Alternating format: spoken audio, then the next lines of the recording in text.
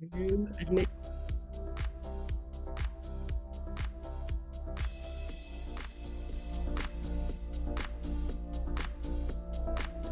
Hello.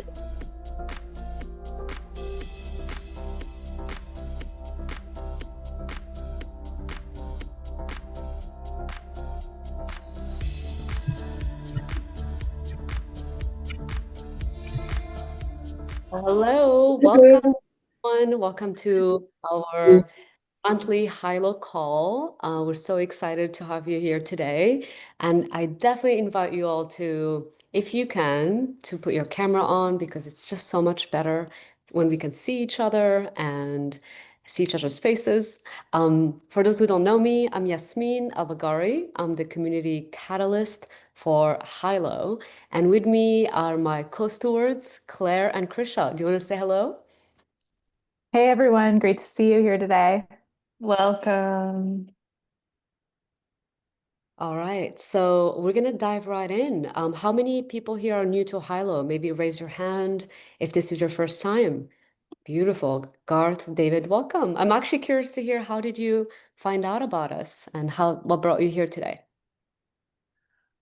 Okay, well, I'll speak first. I've been involved in Holo events. I just missed the Asheville wave. Even though I was in Asheville, I found out about it afterwards, but I did get to catch up with everybody. And I'm very much, I've taught quantum physics, so I have a particular love for David Bohm.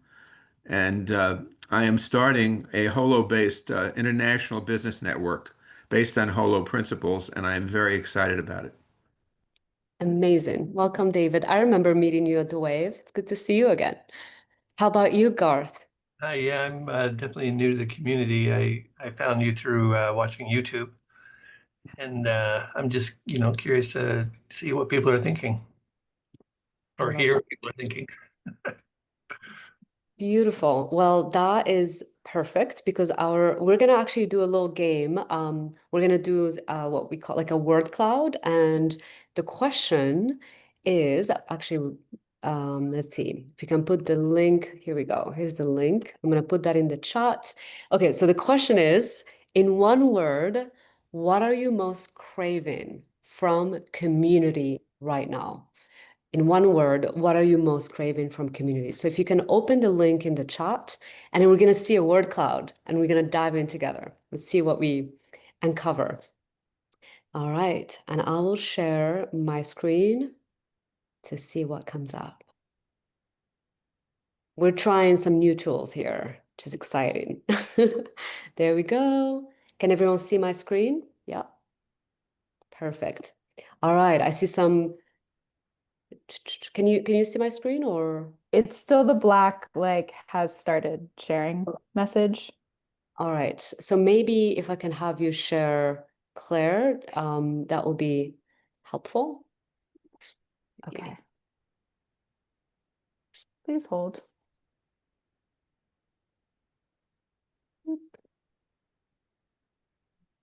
There we go. Oh, I see some really good words. Okay, Yeah, hold on. Sharing. There we go. Share.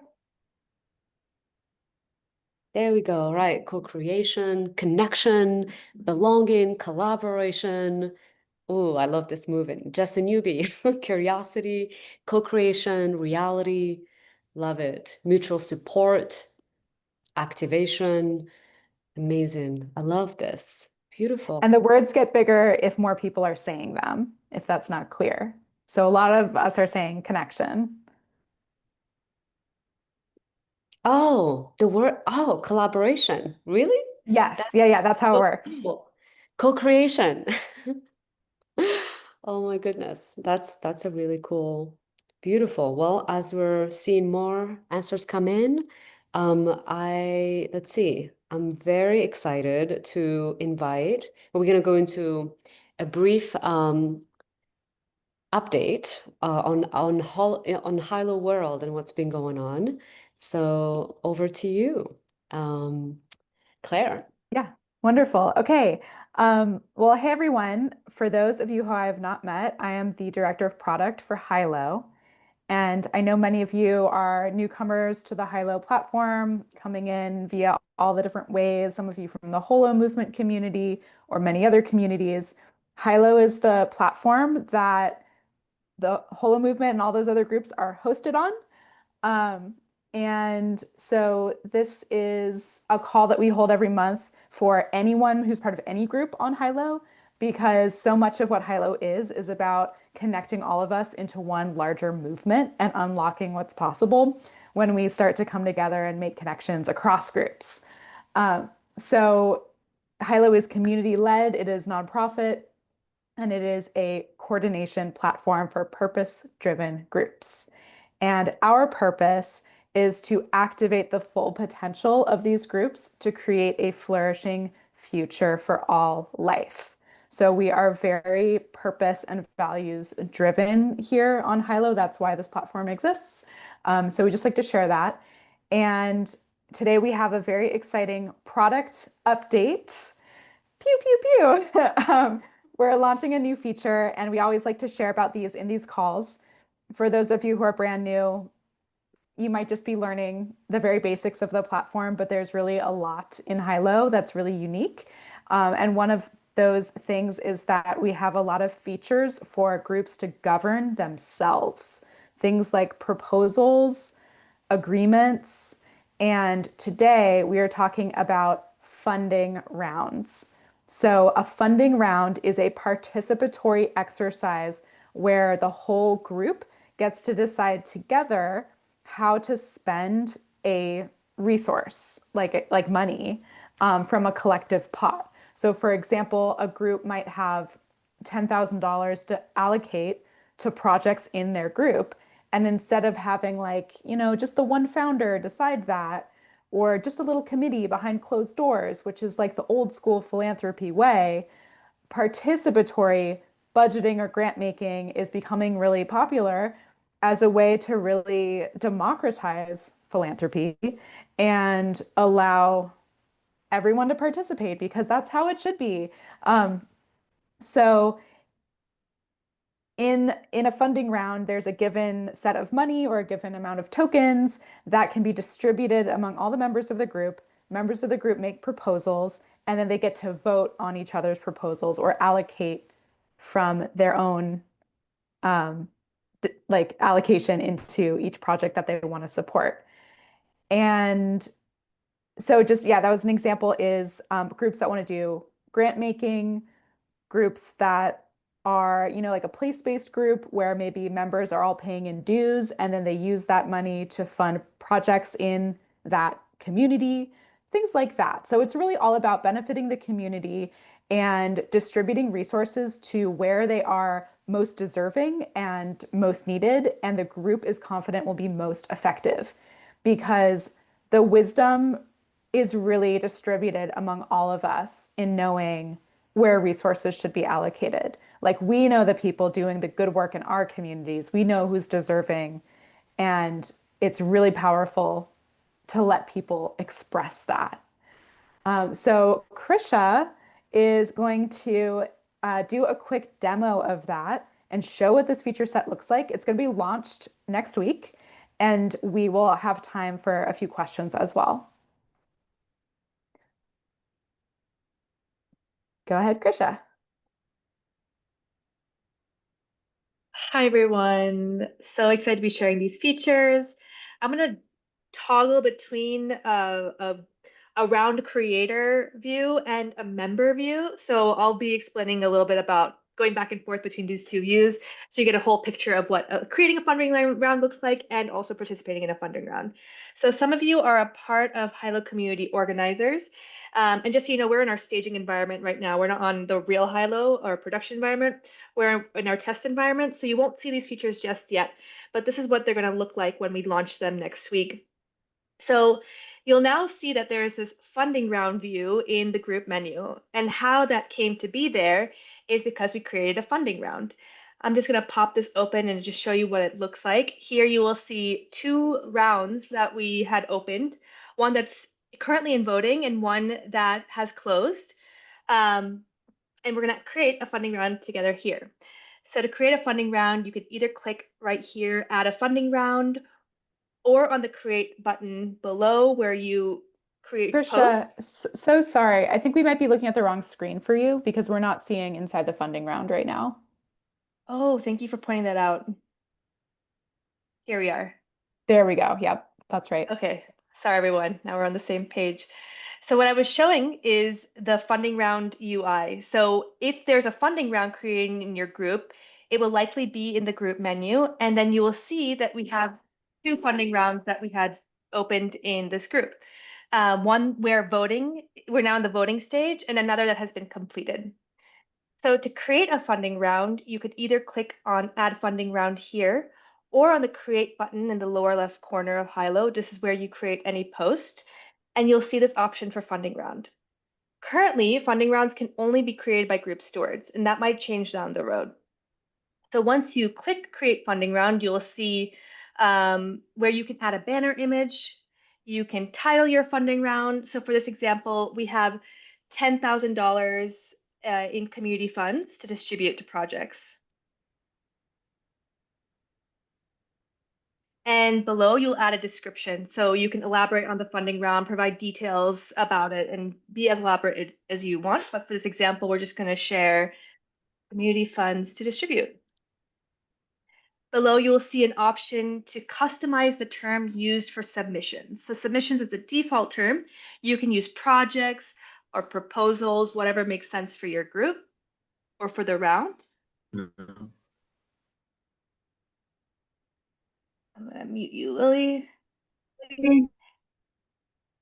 And then you'll also see a section for submission criteria. So think of this as the template or things that need to be included in a submission that folks are sending in. So this could be project details, timeline, and benefit for the community. So basically, this is what people will be submitting, this criteria they'll be including in their submission.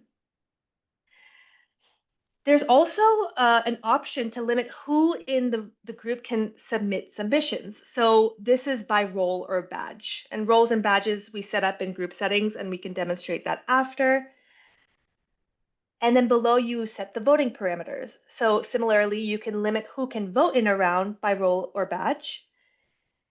And here's where you select the type of voting. So there's two types. There's priority voting, where you use votes or tokens to vote on submissions or projects, or you can actually select a currency. So this is where people are actually distributing funds. So since in this example, we have $10,000 to distribute, I'm going to select US dollars. And below, you have the option to provide the same number of US dollars for folks to allocate, or you can divide the total amount of the fund amongst all the voters. So we're going to select the second option here.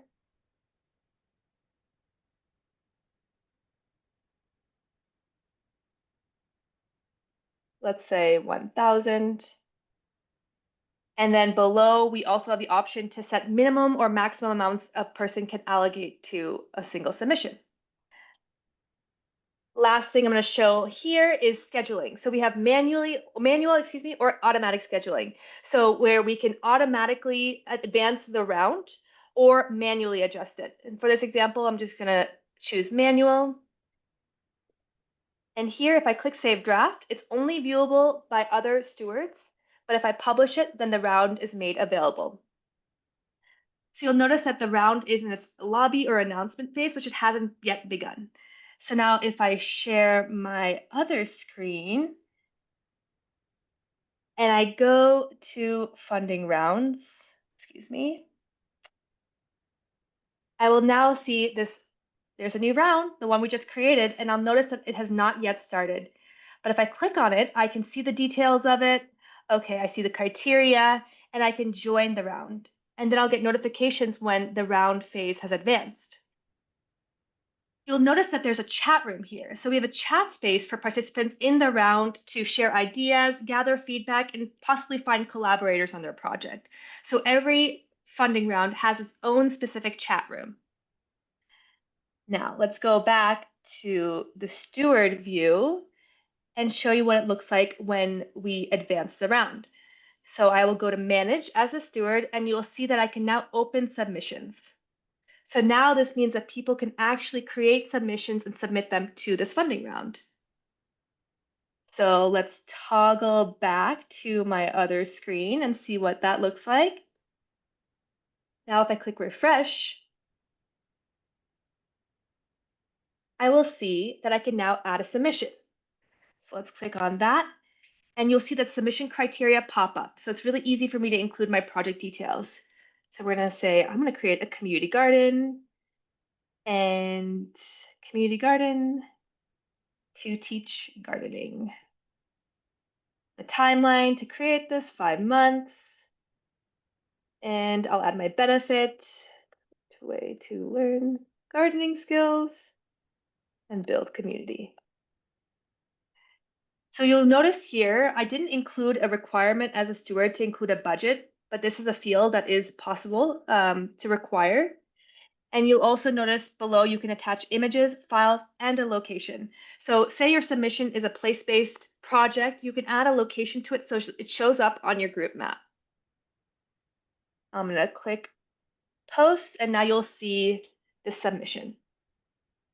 You can, in this phase, in the submissions phase, you can go back and edit your submission, though you won't be able to see other submissions that have been shared by other folks in the group.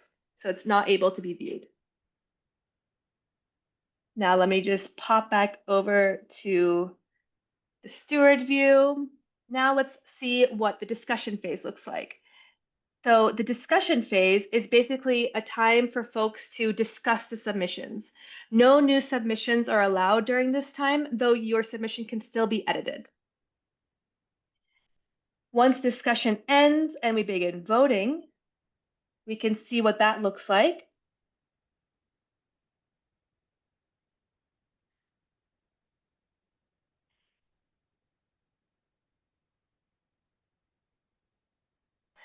So this is the view that I get as a member voting in this round. You will see the amount of currency that you have to allocate to different projects, and you can go ahead and allocate those.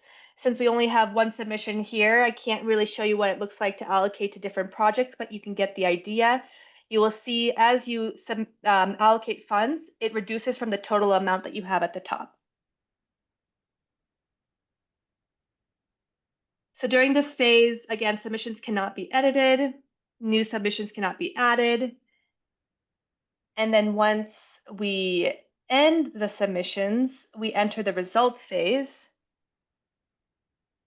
Let's see. And it's the results phase. And let's see what that looks like from the member's perspective.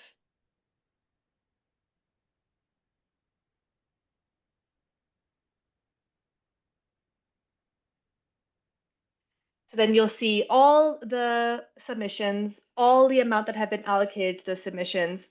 And it's basically a really transparent, democratic way to see where those funds are allocated. And right now, we can't really see the breakdown of how much each person added to each fund, but that's something that we're considering adding as a feature. So I'm going to pause there and see if there's any questions.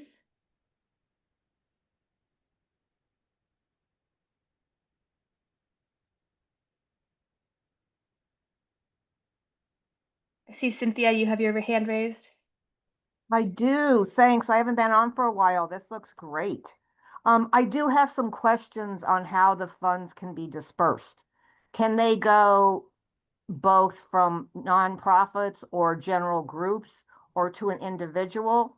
And are they considered gifts or grants or both? Can they have to determine, who determines that? Because I know I've been part of groups that have done this kind of giving before, and it's often doesn't work for individuals. And I'm part of a global activist community with my disease, so it's common. We're like canaries in the coal mine. We're at the forefront of a lot of issues. A lot of the people work not only affiliated with nonprofits, but also individually and as part of loosely defined groups. So I just wanted to know if you've got that far.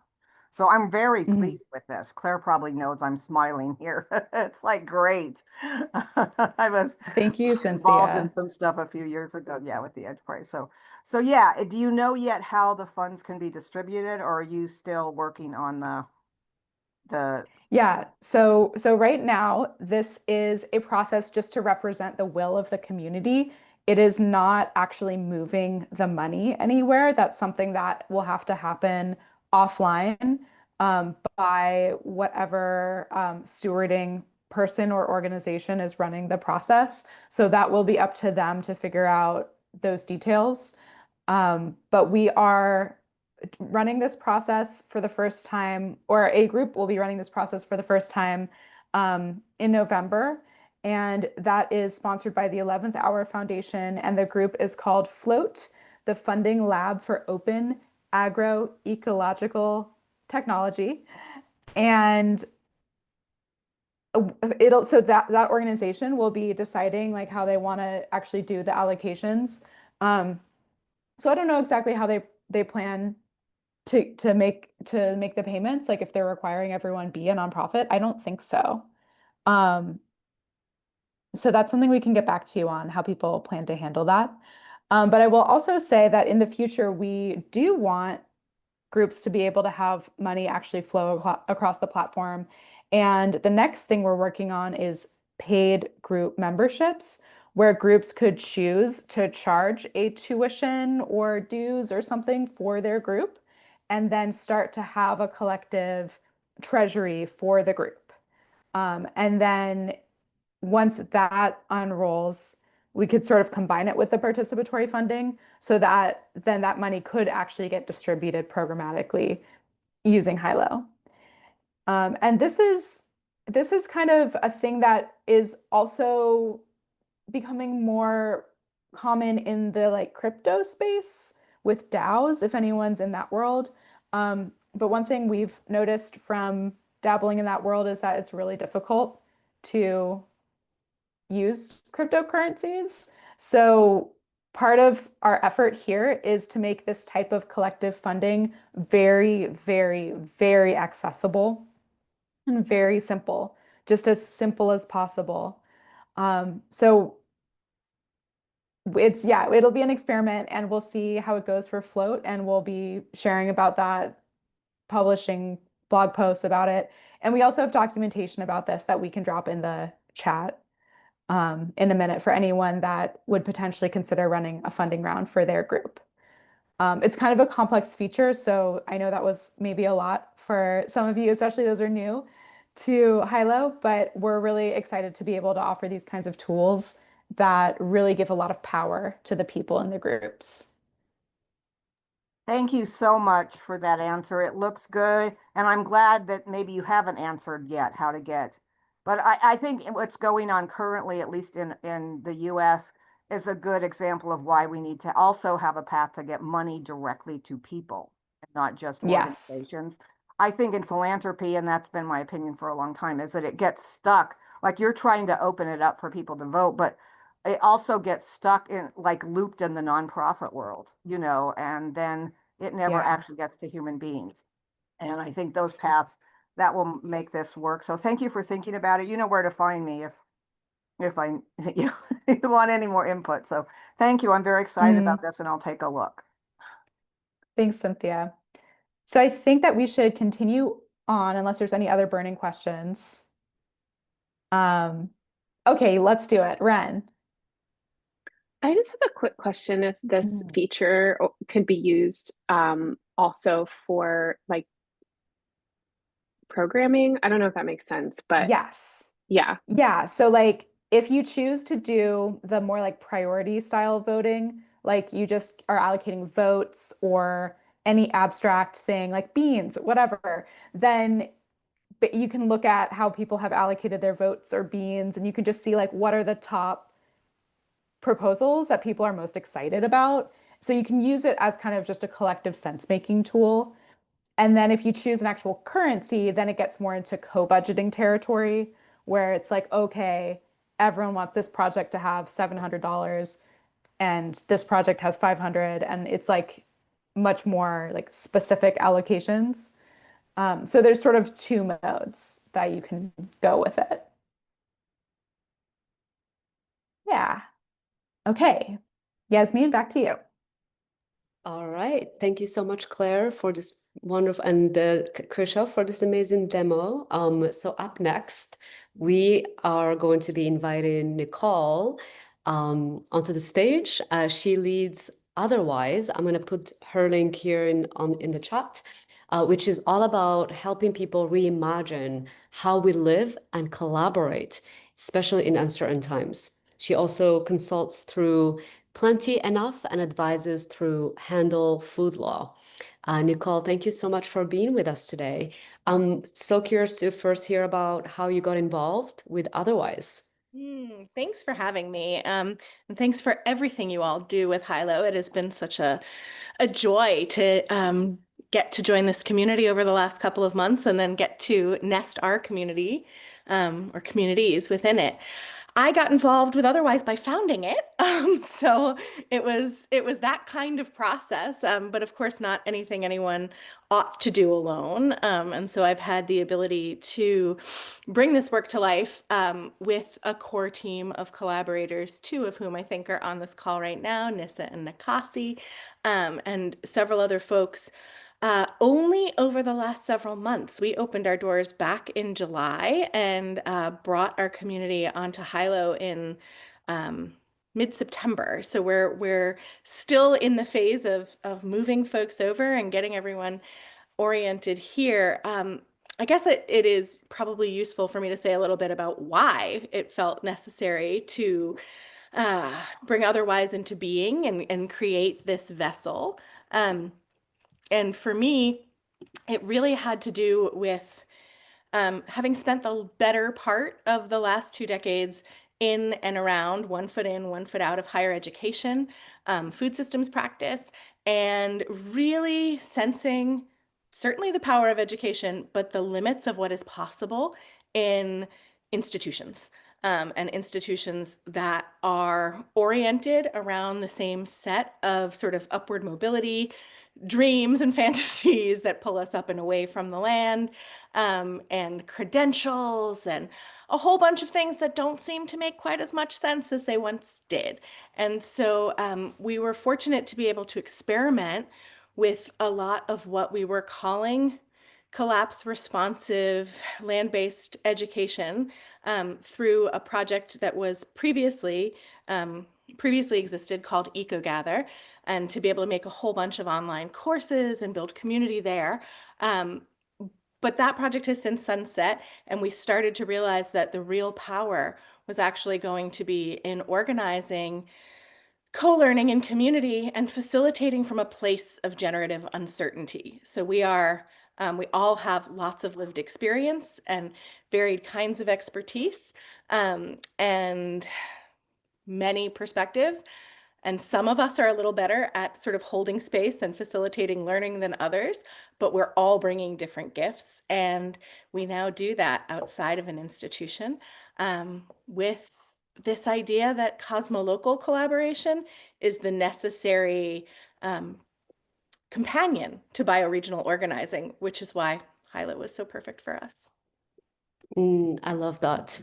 Yes, I really like, I mean, I've never heard this. I feel like you're coining a new term with cosmolocal. I've never heard that name before. So I'm not actually, but I'm using it in a different context. And so maybe it's like useful to explain that a little bit. The term comes from the design build space. So if you've heard sort of like design global, build local, that's part of the cosmolocal ethos, small, local, open, connected. And so it's about resisting enclosure and also shortening up supply chains in its original context. But what we think about is doing that with learning and education and figuring out how to help each other make and then sustain, how to hold each other in paradigm shifts, because often when you are really reckoning with metacrisis, polycrisis, great unraveling, whatever you want to call it, whichever flavor of that feels better to you. Sometimes like the people in your local community are not ready to go all the way with you. And so you need a supportive network of folks who are really willing to grapple, willing to get creative, willing to hold and move grief together, to try new things, to share their responses without a sense of necessarily being solutionists, and to do so across the complexities and nuances of their contexts. And so the cosmolocal collaboration is that, recognizing though that the way we show up and how we respond needs to fit into our local environments, our local cultures, our bioregions and histories. Amazing. Wow. Very inspiring. Such important work. So I'm curious to hear a little bit about what's most exciting within otherwise, like within your world, like what is happening at the moment. So one of the things that feels really exciting is that my friend Nina Montenegro, who's a beautiful artist with the Far Woods, has a print that says breakdowns can be breakthroughs, and it's all decomposers. And I think we're having a moment of breakdown that can be breakthrough. So I am suddenly sensing that when I describe to people what we do and why, and we say like we are collapse responsive community co-learning organization, I no longer typically get the like reaction and people kind of pulling away and not knowing what that is. People are like, yeah, stuff is kind of coming apart here. So it's a strange thing to be excited about, but the awareness, the increasing acceptance, and the desire to honor the unraveling. And for us, I think one of the things that makes us really distinct is that as we are collapse responsive, we are deeply, deeply committed to entangled liberation. So it's not a prepper response. It's not a stay separate response. And entanglement is a really key concept there. So there's an ontological and epistemological shift. And so we're really involved in trying to figure out how to re-village. I saw some conversations in varied Hylo spaces about this just popping up this week, thinking about what the capacities are, sort of our relational capacities for that, the roles for reworlding, and the practical and providential skills we need to develop for lower energy futures. And it's been very exciting to see how even within our community, folks are sensing the need to do that. In fact, because some of them have been really involved with other groups that are now on Hylo. So we've got loads of fans, for example, of the Great Simplification who've been really thinking about low energy futures and transitions, who are now prototyping how do we use salvaged solar panels and teach people the basic skills to take the stuff that's going into the landfills instead of being reused, just mine from out of the ground 10 years ago, 12 years ago, and put it to use in community contexts. How do we learn the basic construction skills so that we can salvage windows and doors and buy some lumber from the lumber yard and put a structure together quickly? And so we're simultaneously doing that big paradigm shifting work of hospicing and the practical work of the reskilling, and seeing those two things come together with space for grieving, with space for groups to do sort of really different economic inquiry, is a really cool mix. And so I guess I'm really excited about that mix together in one space. And I also imagine like this transition moving the community to Hylo. So I'm just curious, like now that you've been here for a couple months with the using the platform and the tools, like how have you been using it? What's been useful? What's been maybe challenging? Like just tell us a bit about the experience. So this transition for us has come along with a real ethos of like intentional digital ethics at the inception of Otherwise. We were starting to make these transitions in our prior project, those of us who caucused there.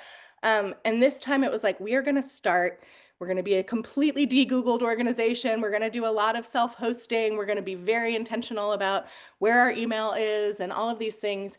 And that whole process has come with a lot of like need to get comfortable with a little bit of friction here and there. We're not even on Zoom anymore. We're using a self-hosted instance of MiroTalk, glitchy, but also no surveillance. And so we're also like helping to build the community's capacity and stamina for not letting everything be smooth all the time, and recognizing that if it's too easy, like you're probably being extracted from and surveilled. So it has been really useful actually to join at a moment when I can say to people, look, this isn't going to be perfect and flawless, but we have an opportunity to help co-create. what the space is, what the features are, and to encourage people to be in real collaboration. And that feels prefigurative, right? One of our values is that we prefigure what we long for.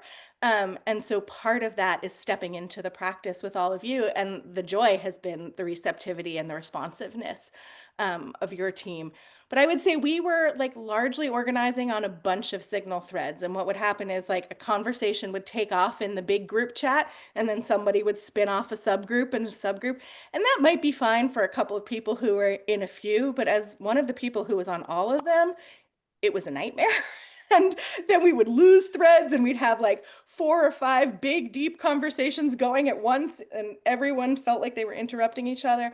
So the ability to put some sense around all of that, and also to use some of the different features to like move through an arc. So when we're planning and advertising an event, it gets posted, and then we have the event, and then afterwards we can really continue the conversation, share more resources, link a audio or video piece, and do so in different ways. And then we've also hosted a study group in our Entangled Economics child group of Otherwise.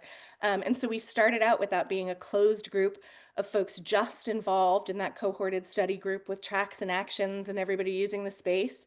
A small group, maybe 15. And then yesterday, as that came to its conclusion, we were able to open that space up to other folks who now want to come in and join those conversations. So those are a couple of the use cases that we've had so far. It's so inspiring to hear. I mean, kudos to you, truly. Like you really are, you're doing it like in all the ways. It's really amazing to hear.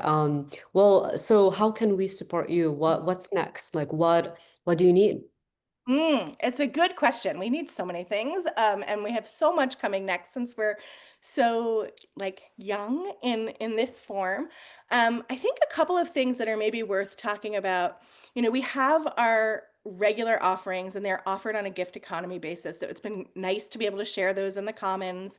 And I'll just take this moment to really invite people to come check it out and show up for another wisdom circle or cycle, which move with the lunar cycles, or check out other gardens if you're more of a land-based permaculturalist. And even this weekend, we have a Tribe of the Dead grief session, seasonally themed. But I'm really excited about the fact that we're working on a learning commons, a digital learning commons, and a glossary of terms. And these 2 projects are things that are definitely in beta form, right? The initial glossary is built, the learning commons is built. It's beautifully set in original collage art, and we have the ability to click on elements of the collage and link to a gathering guide or a teaching guide on a subject that's within this kind of broad sweep of what we teach and organize around. And what we're really eager to figure out how to do is to support the folks who are in our community in using those gathering guides, using those resources to turn around, like to gather with us online, of course, but then to be able to turn around into their own communities and host a session and not have to reinvent the wheel. And so as I'm thinking about some of the participatory budgeting tools, I can imagine how we can potentially put a resourcing element to that. But I'm also just really like keen to invite folks to join us when we have our kickoff for that, because it will be a first level kickoff. And over the next couple of months, we're definitely going to want to invite a lot of feedback and conversation to think about how to help that mature. And make that like sort of removing many of the enclosed barriers to education. I don't believe this is something people need to go into debt to at this point. That feels really unwise. And then the companion component to that is this glossary, because I feel very strongly that we're not going to be able to describe and guide each other with words only towards the worlds we know in our hearts are possible with the language that has evolved through several centuries of capitalism, through several millennia of empire. And so, yeah, working together to lightly and flexibly hold and play with and use new vocabulary, not in exclusionary and policing way, no carceral logics about using the right or perfect words, but playing with language to describe where we're headed. So I'm hopeful that that's also something we can get going in the spaces among and between groups. I love that. Is there any links that you want to share, maybe in the chat, if you have an upcoming event or maybe your community on Hylo? Now is Absolutely. a good time to do that. Yeah, I'll grab a few. And one thing I'll just ask kind of to draw just some attention to is we have this otherwise is for page on our website. And it's kind of playful and fun. We've come up with these archetypes of folks who we've noticed show up and stick around. And they're all different kinds of sort of character types. So if you read it with a little bit of levity and fun there, you might see yourself reflected in one or more of those. Oh, this is fun. I love this. Amazing. Wow, Nicole, thank you so much for being with us today. What you're just full of wisdom and insights, and we wish you the best. And we're here. Come back every month. And thank you so much. Thanks for having me.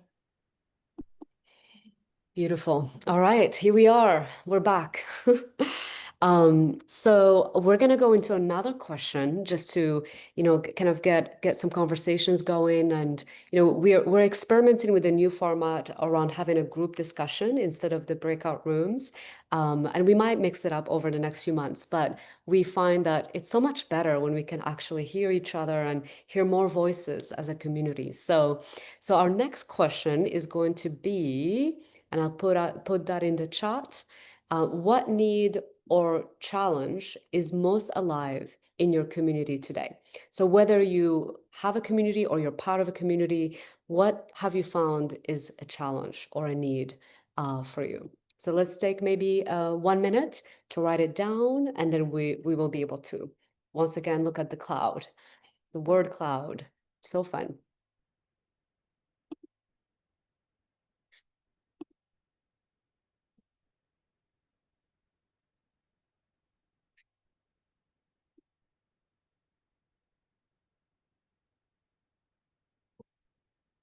What need or challenge is most alive in your community today?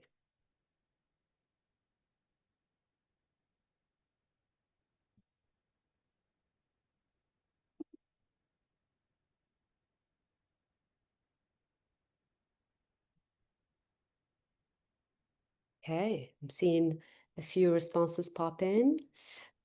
We'll wait a few more seconds, get more topics here to discuss.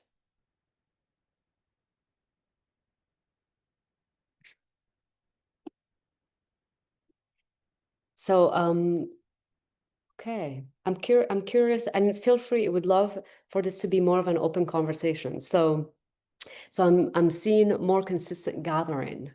Tell whoever wrote that, like, if you feel comfortable sharing, what are you imagining by that? Oh, that was me. Honestly, when I was going to answer, I was having trouble a little bit with the question because access to healthcare and housing and time poverty and I think I wasn't totally understanding the question. But within our community space, I think we're trying to figure out how to come together consistently so that we can build, and scheduling and finding the time and people being resourced enough to do that, and potentially being able to help, resource people to do that in various ways, is something that we've been thinking about. I love that. And when you think about gathering, like, do you mean, is it online? Is it in person? Like like how do you imagine those to be? Ideally both, and for people to be able to also gather in more decentralized ways, for us to not have to get caught up in, trying to make group schedules, but for the individual relationships to start to strengthen between members, and for people to connect in their locales and then online, and then, for hopefully those to build. Love that. Yeah, I found that like having even whether it's once a month or once a year, but when the community members know that there's a time and space to gather, I think that builds community as well and trust within the community. Um, yeah, beautiful. Thank you for sharing, Ren.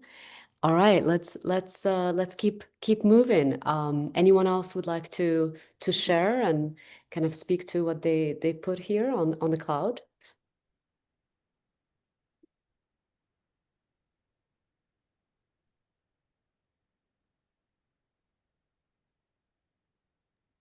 Hello, everyone. My name's Bob. Thanks for letting me hop Hey, in. Bob.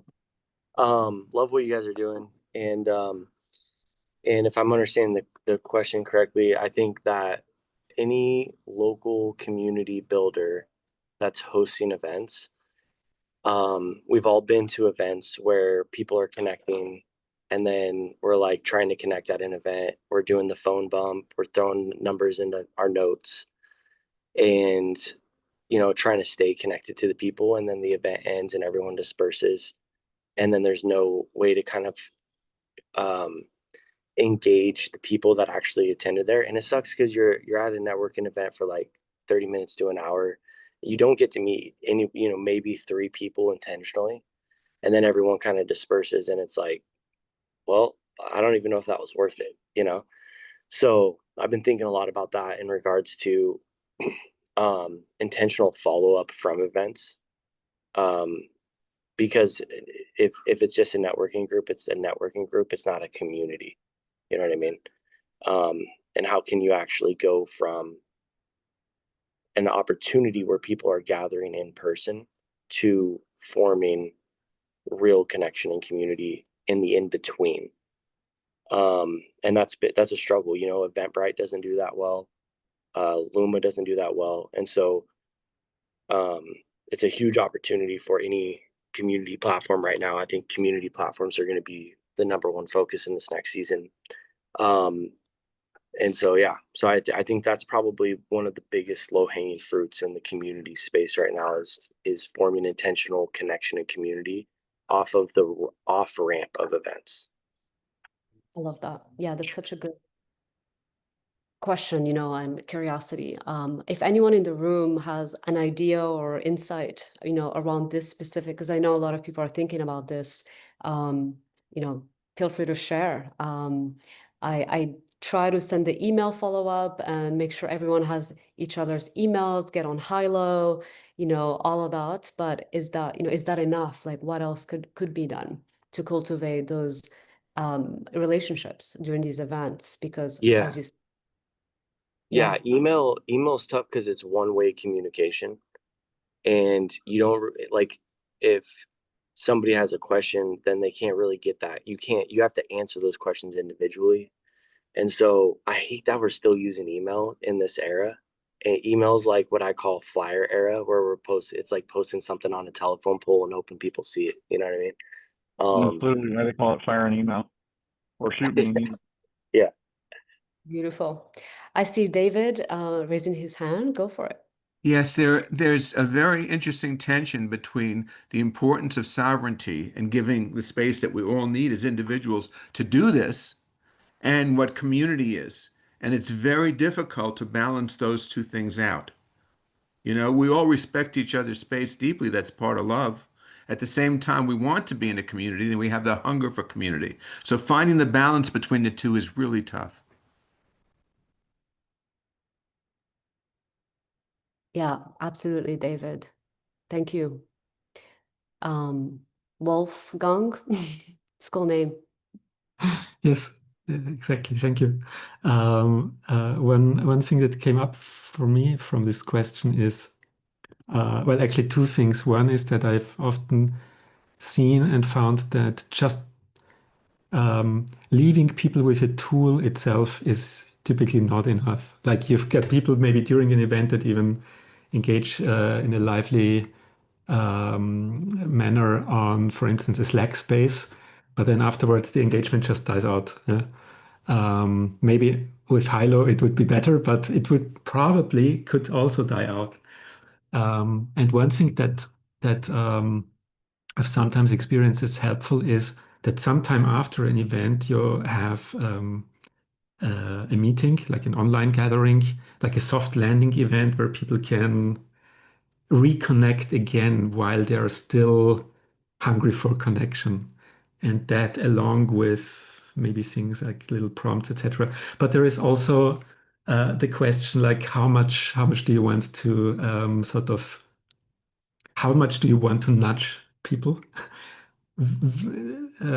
versus just leaving them to come up with their own things. So yeah, anyway, but it's a very interesting question. That, yeah, it's also close to my heart. Yeah, so thanks. Thank you for sharing. Cynthia, go for it. And I don't need to, like, if you raise your hand, you could just speak. You Oh, don't need okay. Thanks. No, I appreciate being called on. What I think I misunderstood the question when I put in access to health and housing. I was thinking of more my literal MECFS global community. People with my disease are struggling right now. But it also brought up a reminder for me that the basis of us all connecting like this is also the technology. Like, do people have access with everything going on, or might they lose access to, a decent laptop or tablet or even the internet?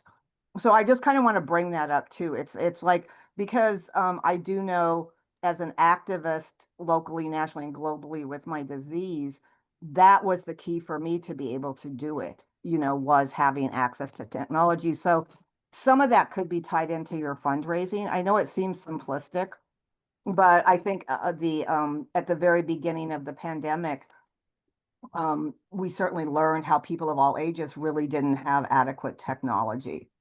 And so I appreciate the work you're doing, but I was just thinking of that even for myself, I kind of live month to month on which bills can I pay. So I think that's just something I wanted to bring up. As we build these wonderful platforms, we want to make sure, however, that people, that they're simplistic enough, but also that people have access to them of all age, and particularly young people, I think, are really struggling right now.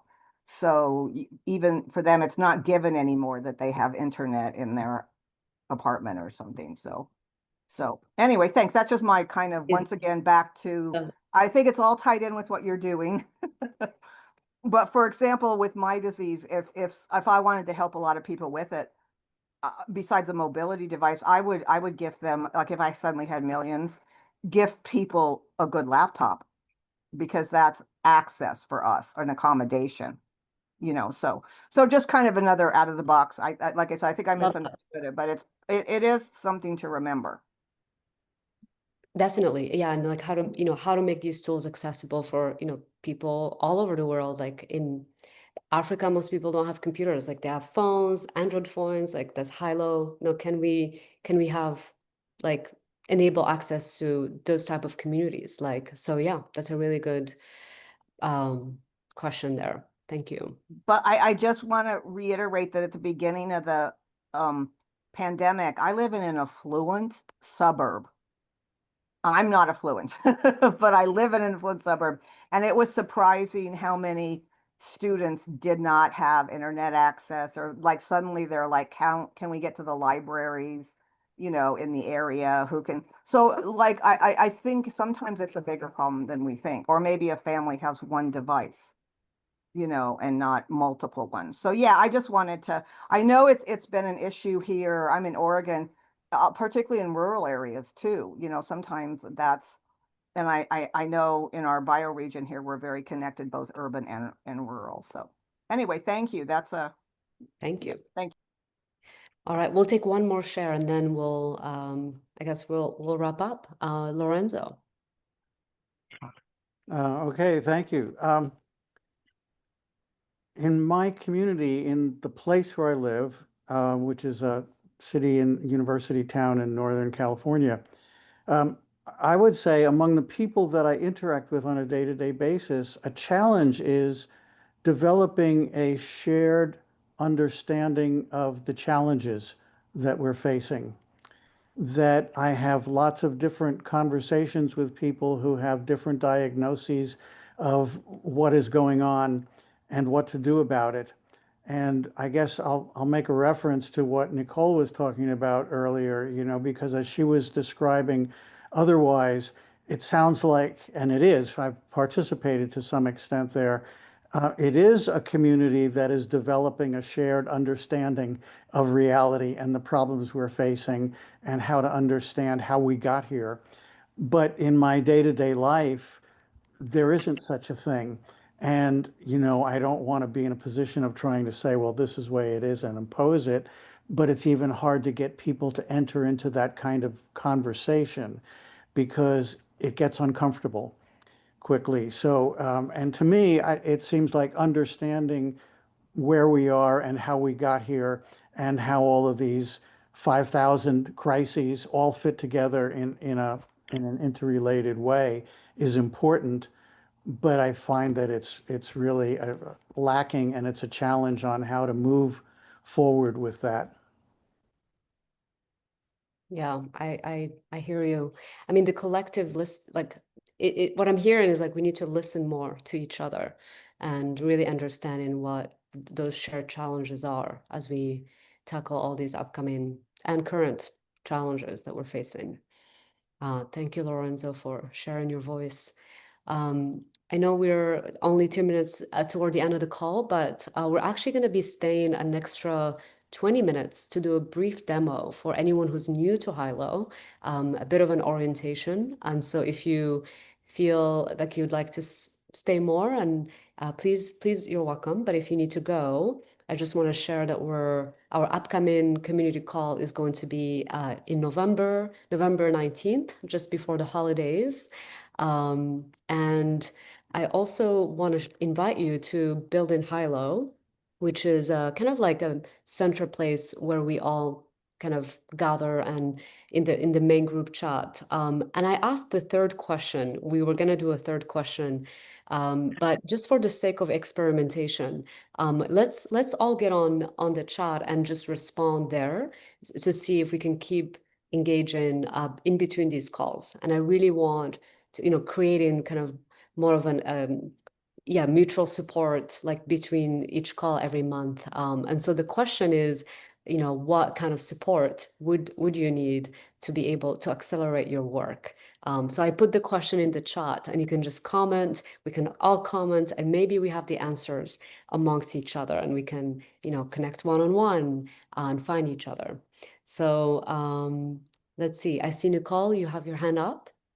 Oh, I just wanted to very quickly respond to Lorenzo's point by saying that one of the things I'm most excited about is the map feature in Hylo, because I feel like it is much easier to start some of that creation of a shared understanding of why and how we are where we are and all of that work that we do with people who are amenable to beginning those conversations.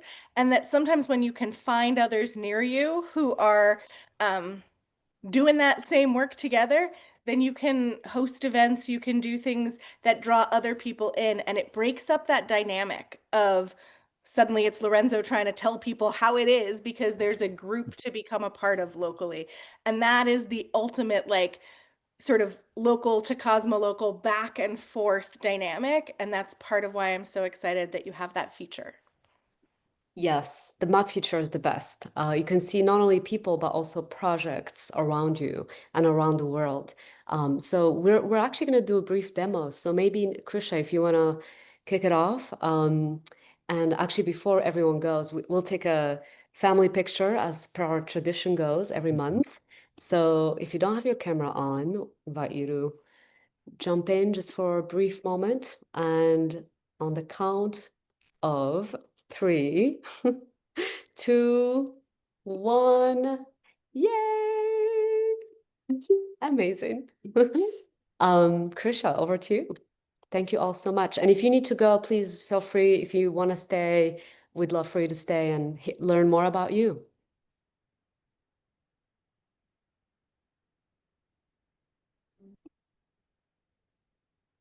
And Krisha, I think you're muted. Hello all. This is going to be a little overview demo of the interface of Hylo. So we're not going to go deep into features, but we'll be hosting office hours, I think next week, and we'll share the invite for that. And that's the space for a more in-depth questions about how to use the features, how to use the features for your community. So stay tuned for that. So we are currently exploring building Hylo. But before we dive into this group, I'm just going to navigate the interface a little bit. At the very top, you'll see your photo icon. And if you click on that, you will see at the very top my content.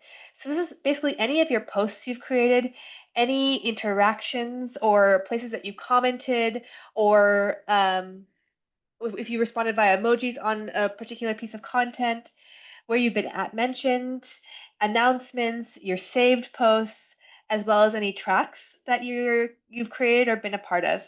So think of this as your space for anything that you've interacted with or created on Hylo. Below that, you have a view of, basically an aggregate view of all the content shared across your groups in a single view, and then your account settings. So here's where you'd edit your profile. I'm just going to run through this real quick. We have a place for you to include your location, so you show up on that group map, and then skills and interests and things that you're learning. So this is really great to include because in the member directory that I'll show you later, these skills, interests, and things that you're learning are searchable. So it's a great way for people to find you over shared interests, or for you to find others over your shared interests. Below your profile is notifications. You have direct messaging here. So this is for one-on-one or group messaging. The comments, which is basically a space for public posted content across Hylo. So to post in the comments, there is an approval process. And as a group steward, you can go through that approval process to be able to share in this space. But everyone has access to view it. And below that, you'll see your groups listed alphabetically. That is, unless you've pinned groups to the top. So you see these are my most accessed groups, and to pin a group to the top, you basically right-click on it and you'll see the option to pin to the top. So it's great if you're a part of many groups like I am. Below that is the Create button, and then we have feedback and support. So let's dive into a group to explore a little bit of what the group looks like. So building Hylo is the space for all Hylo users. Yasmin shared the invite here, and we land in the general chat room. So the general chat room is a space for quick conversations. You can also share more longer form posts, and basically is where the conversations are gathering. There's a couple other things you'll see in the group menu. And think of the group menu as something that's unique to each group because it's super flexible. The group stewards customize it based on group by group. But you'll see here that we have a space for different chat rooms. We have some custom views. So we have a view for people to weigh in on product decisions. So any proposal that's been shared in our group will show up here. You'll see our events calendar. You'll see an entire section on submitting bugs or feature requests, and so on and so forth.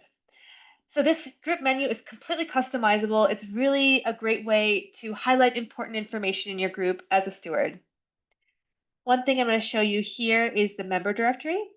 So if I click on this right here, I will see all the members that are part of my community. Here you can search by skill or interest. So remember I highlighted that on the member profile. So say I'm looking for folks that are interested in permaculture. Cool, I'll see these people pop up. And then I can click on someone's profile to learn more about them. I'll see their skills and interests. They don't seem to have a location, but at the very least, I can send them a direct message to start a private conversation. So with the member directory, you can sort by name or location to find those that are near to you. Some other views I'm going to show you real quick are the map. So we don't have the map here in the group menu, but any view that's shared in your group, you can see in the All Views section. So let's click on the map. And I'm going to zoom out because I'm in a rural part of Costa Rica, and there's probably not a lot happening here in building Hylo. But if I zoom out, Are you in it's going to take some Nasara? time to load. No, I'm in the Central Valley in an area called San Ramon. Okay. Yep. My cousin lives down in Costa Rica or Costa. Oh, okay. Yeah. We're in a Pura small vida. rural mountain town. Pura vida. So here it's taking a little bit of time to load because I don't think I have the best internet, but you can see a geographic view of anything that's been shared in Building Hylo on the map. And you'll see that these dots are basically clusters of activity or people. And you can search for a location to see what's happening in your area. Go to San Francisco, where I used to live, and where a few of our Hylo stewards live. So it's taking a little bit of time, but you'll see in the map drawer, you can see the posts that have been shared in this geographic view, members in this geographic view, and another cool thing to see is that we have a native territories map layer on our map. From the map itself, you can create a post by clicking on this plus icon here, and you can create a post in a specific geographic location. I'm going to go back to the general chat room and just run through creating chats and posts. So at the very bottom, it's really quick to send a quick chat. You can see Yasmin sent this a few minutes ago. You can click on a chat or a post and have a shared conversation on it. So people can add comments and have a conversation around what Yasmin shared, a threaded conversation. And from here itself, you can also create posts. I'm just going to quickly run through the types of posts that we have. Think of posts as more long form content that are easier to log away in the group menu, to filter, and for more in-depth content. So we have discussions. So discussions are, I'll show it from here. Discussions are basically sparking a conversation about something that matters to you. And then we have requests and offers. These are basically posts for mutual support. We really want Hylo to be a space where people can ask for what they need and offer things that they have to share. So we really like to highlight these two posts in any group that you're a part of. We have events, and within events itself, you can include a time frame. You can create a location on an event so it shows up on the map. Same with any post. If you add a location, it shows up on the map. And here itself, you can invite folks to your event. We also have projects, resources. So resources are a physical or a digital resource that is valuable to the community, proposals, and proposals are something that you can vote on together on the community. Say that one thing that we'll do in Building Hylo is share about a feature and ask for input from the community. So you can use proposals for that. And I mentioned projects. Projects are a way to collaborate with others in the community. One more thing I'm going to highlight on posts. Within the description, you can embed a Vimeo or YouTube link, so it's playable from the stream. So one thing that groups like to do is create a post, say it's an event, and then they'll go back and they'll edit the post, and you can do that by, let's see if I have a post I've created in here to show you. Go here. Cool. So here's a past event on office hours. You can go back and edit a post by clicking on the 3 vertical dots and then on edit. So what folks will do is edit the post, and then in the description itself, they can they can include a YouTube link of their video recording from whatever event they had, and then it's playable in Hylo. A couple other things you can do with posts is you can copy a link to it and share it outside of Hylo. And if you do share it outside of Hylo, only people within Hylo would still be able to view it, or they need to create an account. You can save a post, so you can come back to it easily. You can duplicate a post or copy it to copy the contents and then edit it. And lastly, you can delete it. So that's sorry to jump in. Is there a like a QR code generator for posts? So if you want to just That's a good question. No, but what you could do is copy a link to the post and then put it in a QR code generator. Got it. There's tons of free services for that. Yep. I was just thinking, is there an engine behind it? You know, so you could just randomly generate, because that would be really cool to be able to print one out on a business card or something like that and say, here, join the group. Totally. Yeah, at this point, no. But Okay. that's a really cool feature. Okay, there you go. So freebie. If you are a group creator, Kevin, what you can do is in the member directory itself, you can copy a link, and that is basically copying the invite link. And a lot of people use that link in a QR code generator to easily get people to join their group. Got it. Any other questions, comments? I have a quick question. Sure, go ahead. It's Cynthia, yeah. Is there a way with the stewards? I'm not sure. When I was involved with the Edge Prize, there were stewards that were both working on the topic, but also helping everyone with Hylo. So does Hylo have a way, like if one started a group with a lot of people, but so there could be administrators or stewards to definitely contact, yes. But do you have people that can help everyone figure out how to use Hylo correctly within a group? Absolutely.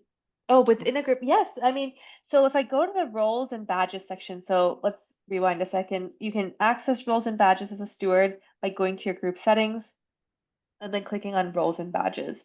So here you'll see the roles and their responsibilities and the members that are associated with those responsibilities. So one of the roles that we have is the host. So this is the person that welcomes new members, can share more about how using Hylo, and can serve as that role of supporting people. But within responsibilities, you can always create custom responsibilities.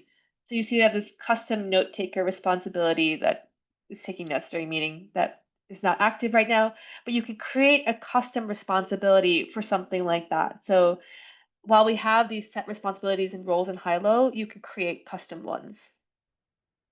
Okay, thank you very much. But you guys are available, or are there stewards like yourself available to help new groups Definitely and members navigate Hylo? Yes. Because Yes, it's easy once you get used to it, but not so much, of when you course. first get on. So, okay, thanks. Absolutely. Yeah. Yeah, so I just shared this group is the space for that. So I invite you all to join this group and post your questions, comments, things that you're struggling with right here in the general, and we can help you.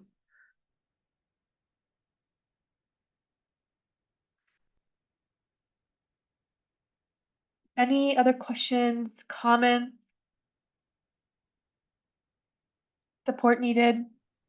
Actually, I would have a question. I don't know if it fits here, but if you have a group in which you have, for instance, you have a couple of stewards and then you also have the larger community, how do you recommend to structure for the possibility that, for instance, stewards could have their own enclosed space, like a private space, to discuss and make decisions among themselves that are not belonging into the sort of general community space. Do you need two groups for that, or like, how do you do it? Yeah. Yes, so what you would do is create an admin specific chat room. So anyone who's an admin can participate in this chat space. So I'm going to edit my menu, add new chat, and then let's see, admin space. And then visibility will be admin only. Yeah. So this would be a chat room that's only viewable by someone who has an administrative role or responsibility. Okay. And again, that we set up in group settings. Right. But that's only for admin roles. So yeah. The admin role is, I see. It's not the coordinator. Okay, yeah, I see. It's like the admin responsibility. Exactly. So what you could do is create a custom role here and attach that responsibility of administration, and you can add anyone to that role. Yeah, I see. That's great. Thank you. Okay. Yeah. Go ahead, Kevin. Yep, quick question. So we're actually starting a pilot program, and I showed up late because the other laptop I had did not have Zoom on it for the first reason that we talked about. Anyhow, I had to jump to a different one. What we're doing down in Mexico right now with repurposed, we're taking 911 gear that I used to design for like statewide stuff. And anytime that I did that over the last 10 years. We wrote it into the contract that all that gets refurbished back into communities and schools and whatnot. Yesterday, I had a breakthrough with a couple marinas down in Mexico, and we were talking about just making it like the voices of the bay and the voice of the day, and being able to send out like, whether it's a tablet or something, send it out on a boat that's going out and doing crabbing, right? But then put that on somewhere, and this would be perfect for just organizing that alone. Because if I can embed a video of somebody just catching a fish out in Vallarta, and then stream that up to Michoacan, I'm putting all of the captains in connectivity, and then I've already got the gear that I literally just got back with. So there's 40 desktops getting ready to go to Mexico. Cool. But now I'm thinking tablets, and like this could really go very, very big. So that was the idea yesterday. You guys are the first ones to hear it, but it's going to be part of the whole Michoacan Schools project, and a ton of recycled gear. And then so that being said, how would you go about doing that? Or we can talk later, but that's my main thing is this is all going to be free donated time and whatnot, and we do have sponsors from the 911 sector still that are backing a lot of this. But I'm now going to make it a secured platform. I've got to build the image for the desktops, from the ground up, right? But I design networks for a living, so so at that point, I'm like, I could build this in no time with a Wi-Fi, connectivity in any marina really, right? And then have that uplink back to something, or hell, even a couple blink cameras, right? The sync back somewhere. So that being said, just make the captain of the day the guest teacher or something, or the divers that are going out. Hey, take this camera with you. I'd be happy to talk more about how it could be used. One thing I will note that we do have Hylo in Spanish, so that's a plus one for folks. The interface would be in Spanish. But I'd be happy to learn a little bit more. I think on this call it might be hard to dive into how to set up Hylo for this network, but happy to talk more. I'm going to include my email again. And thank you for sharing, Kevin. Absolutely. Okay, we have a couple more minutes. Any other questions, comments? We'll be doing this after every community call, so this won't be the last time that we offer this, but I want to invite you all to join Hylo Community Organizers. This is the space for as an organizer, if you have any questions, this is the easiest way to learn from the community as well as Hylo course stewards. So really inspire you all to share anything that comes up there. I'm actually going to put down the 3 links, Building Hylo, Community Organizers, and also Climate Commons, if anyone might be interested in that group. It's the newest group that we're also stored in. And I also invite you to test out the group chat feature and respond to the question there in the chat, just to get some conversations going. And with that, I think we are at the end of our call. Thank you so much, Krisha, for the incredible demo, and thank you everyone for being here today. All right. Bye all. Thanks, See you on everybody. Hylo. Ciao. See you next month. Thank you.